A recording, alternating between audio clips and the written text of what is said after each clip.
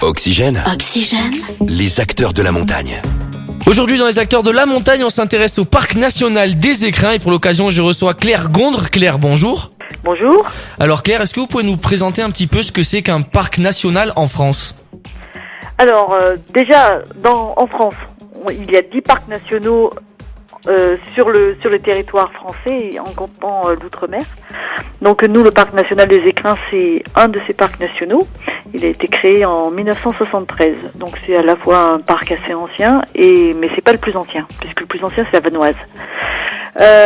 Donc c'est un territoire un parc national en général, c'est un territoire déjà d'espace naturel qui est généralement assez vaste, qui a une richesse biologique, une qualité paysagère, un intérêt culturel ou un caractère qui est préservé et qui à un moment donné de sa vie a justifié une protection et une gestion. Voilà, donc c'est le cas du parc national des Écrins, qui est lui un parc très alpin. On dit que c'est le parc de la haute montagne, ce qui ne veut pas dire qu'il n'y ait pas d'autres hautes montagnes dans d'autres parcs, mais il est qualifié de parc de la haute montagne parce qu'il a un sommet qui culmine à 4102 mètres, qui est la barre des Écrins. Voilà. Et donc, qu'est-ce qu'on peut retrouver dans ce parc national des Écrins comme espèces, comme différentes faunes et flores ? Alors, la faune du parc national, elle est assez traditionnelle des espaces alpins. Il y a toute la faune alpine traditionnelle, le chamois, la marmotte, les bouquetins qui ont été réintroduits. Puis il y a des espèces un peu plus secrètes comme le lagopède alpin, qui est un petit oiseau blanc, qui est un galliforme de montagne, le tétralyre, qui est également un galliforme, ou encore le lièvre variable.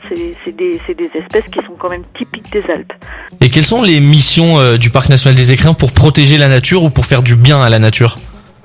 Alors, les parcs nationaux ont plusieurs missions. Il y a d'abord la préservation des espèces, des habitats et des ressources naturelles de leur territoire. Alors pour ça s'appuie sur un recueil des connaissances et une contribution à la recherche scientifique. Les agents du parc ont des missions de recherche scientifique dans le sens qu'ils mettent en place des protocoles. Il y a des protocoles qui sont suivis pour une connaissance de la nature et de l'environnement du territoire. Mais il y a aussi des programmes qui sont menés par des universités et qui sont accueillis sur le territoire du parc pour mener à bien de la recherche, j'allais dire, un peu plus fondamentale. Et en général, ils sont accompagnés par les agents du parc qui les aident en fait dans ces missions-là. Après, il y a des missions qui relèvent, j'allais dire, plus de l'accueil des visiteurs, puisque les parcs nationaux sont des espaces d'accueil des visiteurs. Alors pour ça, on a des lieux d'accueil qui sont physiquement des maisons de parc dans les vallées, et puis on a des missions d'entretien des sentiers. Et vous parlez justement des visiteurs, Claire, quelles sont les règles que doivent respecter les visiteurs lors de ces visites au parc national des Écrins ? Alors, j'allais dire, il y a une réglementation dans le cœur du parc, qui est une zone, j'allais dire, réglementée, où il y a une réglementation forte pour le protéger, mais j'allais dire, c'est presque de l'ordre de la bonne conduite. C'est un endroit où, alors, on cueille pas les fleurs. Bon, voilà, j'allais dire, même en dehors du parc, l'idéal, c'est de pas les cueillir. C'est un endroit particulièrement...